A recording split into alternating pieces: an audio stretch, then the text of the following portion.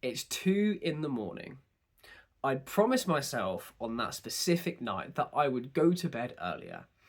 And that was because I was in my final year of university. I had an 8 a.m. lecture the next morning. I had a ton of university work to get through. And I hadn't been to, I think, my last 8 in the morning lectures. I'd been really lazy and I just slept in. So I decided that this was the night that I was going to go to bed early and wake up energized to really face the day. However, there I was at 2 a.m. scrolling on YouTube Shorts. I knew I should be sleeping, but I just couldn't put my phone down. And that's when I made a second vow, a vow that I actually stuck to this time. I vowed that instead of scrolling on my phone before bed, I would start reading. And this was simply because I knew that my dad read. And my dad had always said that he reads before bed because it helps tire his eyes out and then he goes to sleep quicker. So I vowed to never do this again. I would read. So the next night I read. I only read for 20 minutes, but that was a massive improvement for someone who hadn't read in such a long time. And it wasn't really a good read. I kept rereading paragraphs. I was barely retaining any information, and it was just really hard to get through, but I did. And lo and behold, I actually went to sleep a lot quicker. Since then, I have read every single night, and I've never looked back. And in this video, I want to share how just reading for as little as 20 minutes every single day changed everything about my life and how I guarantee it can change yours too. Firstly, I want to talk about the direct benefits I felt from reading every single day. And this could be boiled down to two main ones. Number one, I just felt better about myself and I noticed an improvement in my mental health and general happiness. And two, I slept better. After a few weeks of reading for just 20 minutes every single day, I saw a noticeable improvement in both my mood and general happiness in any other day-to-day scenario, not just when I was reading. Now, looking back, I think this was because I was slowly replacing the bad instant gratification habits with reading a more delayed gratification habit.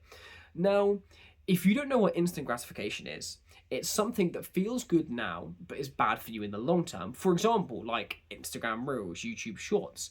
When you're watching it, you're getting a dopamine hit in your brain. It feels good. That's why you can't put it down. But in the long term, it provides absolutely nothing to your life and actually just subtracts. On the other hand, you have a delayed gratification activity, which might feel bad or hard to do now, but makes your life better in the long run. For example, something like exercise or studying. Now, by reading before bed, I was replacing time that I had previously allocated to instant gratification habits like scrolling. And that meant I was doing more delayed gratification habits, reading, meaning my mood saw a noticeable boost. Now, even better, I really think that reading is in a very special position when it comes to these types of habits because I think it can be both instant and delayed. Because reading, no matter what you read, as we'll get into later, makes your life better. Reading anything makes your life better. However, reading can actually be really fun when you do it. You know, it's not like studying, which is hard to do. If you find a good book that you're enjoying, reading is so much fun. And it got to the point where just after a few days of reading, I would genuinely prefer to read than scroll on my phone. And that was such a good transformation to make because it meant that I was doing something that was fun in the short term and really good for me in the long term, meaning my happiness just went up. And that was absolutely incredible. Now, secondly, I started going to bed quicker, sooner, and I woke up less and felt more energized. My sleep was just better in every conceivable way. And if you think about it, this really makes sense because when you're reading, your brain is actively doing something. And that actually will make your eyes and yourself just more tired compared to something like scrolling, where that's a very passive thing where you're literally just looking at it. But reading, you have to digest what's being said. Additionally, if you use your phone late at night, that's a massive source of blue light. And long story short, your phone produces a similar type of light to the sun. And when your brain picks up that your eyes are detecting that kind of light, it thinks it's daytime and therefore just makes you less tired. So if you use your phone a lot before bed, you will just sleep worse, even if you have it on something like night mode. And I also was just able to go to bed quicker. This was because it's so much easier to put a book down compared to putting your phone down, because because they're more of a delayed gratification activity, they provide so much less dopamine, therefore you just have a much easier time putting them down and going to bed after. Now, secondly, I want to go over the indirect benefits of reading, and this is just about what you read. Now, when I first started reading, the first book I read was How to Win Friends and Influence People, a very popular book about developing your social skills. Then, my social skills improved. Currently, I'm reading a book called The Charisma Myth, because I want to improve my charisma. Now, I would not be able to develop any of these skills in the way I am, social skills and charisma, if I had not read those books. Reading non-fictional self-improvement books, which are very practical like those two, are almost like fertilizer for any skill you want to develop. Let's say you want to grow your social skills. Now, you can get out there and trial and error it, which is what a lot of people do, is what you have to do when you're a child. Or you can read a book on it. You can read a book which is the fertilizer to the seed of that skill, which makes that plant grow so much quicker. Instead of trial and erroring your way through how to become charismatic, you can just read a book on that, because there is so much knowledge in these books. If you are trying to do anything in life, reading will literally make it easier. And that was a massive benefit that I quickly realised I could do now that I had developed the skill of reading. And this wasn't as immediate as the direct benefits, because it's more about what you read and identifying areas that you want to improve. But if you don't develop the skill of reading, you will never do that. Now, you might be thinking, well, that's well and good for non-fiction, but what about fiction? Now, what really surprised me was that when I went through periods of reading fiction, which was quite a lot, I read Game of Thrones very early on into my reading journey, that actually develops so many skills as well. So, to sort of illustrate this, I just want to tell you a story about my friend. Now, we went to school together and she had no idea what she wanted to do with her life. She read Sherlock Holmes. Ever since then, she has become addicted to the idea of being a detective. Now, this is something she never would have found if she did not read. And this is one of the benefits that I found from reading fiction. It just improves your life by giving you greater insight into different things that you didn't know about, even if they are made up.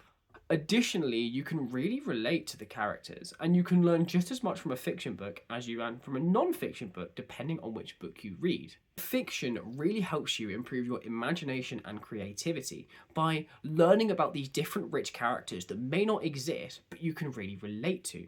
So in short, non-fiction books are more about improving specific areas of your life, or just developing knowledge that you are interested in.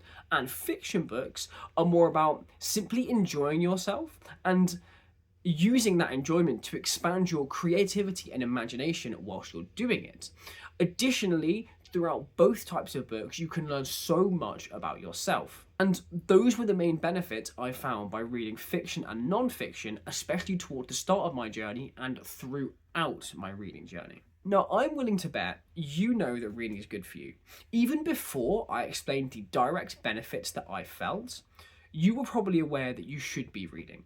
But what I think a lot of people fail to recognise is how hard it is to actually start reading. For me, it took about 3 or 4 years of rotting in bed before I actually made the decision to start reading purely to improve my sleep.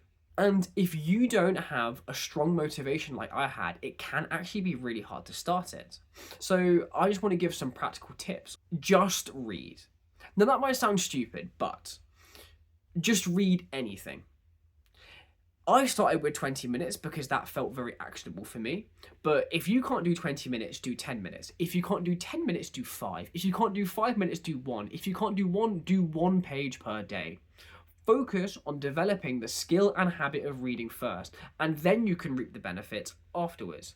Reading is a skill you need to cultivate and you will have for the rest of your life. So if it takes you 2, 3, 4 months to actually read one book, that's still progress. That's still absolutely incredible. So just focus on building the habit of reading and then focus on duration and what actually books you're reading afterwards. Additionally, I would highly recommend starting with an easy, just stupid fun fiction book that you find enjoyable.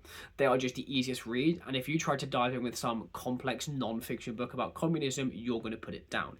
Additionally, don't be afraid to adjust. If you've read 10 minutes last night, but you really don't feel like reading the next night, just read 1 page. Just make sure you do it every day. Additionally, try and do it at the same time. Daily consistency at the same time will help make the habit stronger. And lastly, I just want to warn you that throughout your reading journey, especially when you're getting started, and especially if you're struggling to get started, you will feel frustrated. There will be some nights where you're thinking, this isn't working for me, I'm getting no benefits from this. But that frustration is your brain rewiring itself. That frustration is your brain pushing away the bad habits and trying to develop a good one, because it's such an uncomfortable thing to do. And if it's an uncomfortable thing to do, that means your brain is changing because it's doing something it's not already used to. So that's when it's most important to just focus on consistency and focus on pushing through. Because reading will feel boring at first, but that's a sign your dopamine system is just recalibrating itself because it's so used to watching absolute garbage like YouTube shorts and all that other crap. If you're struggling, you're not broken. Just push through the uncomfortable part and I promise you it will click. Thank you so much for watching this video. If you found this video at all helpful, please tell me all about it in the comments. Also, if you can, please subscribe to the channel. That would help me so much. I'll see you in the next one.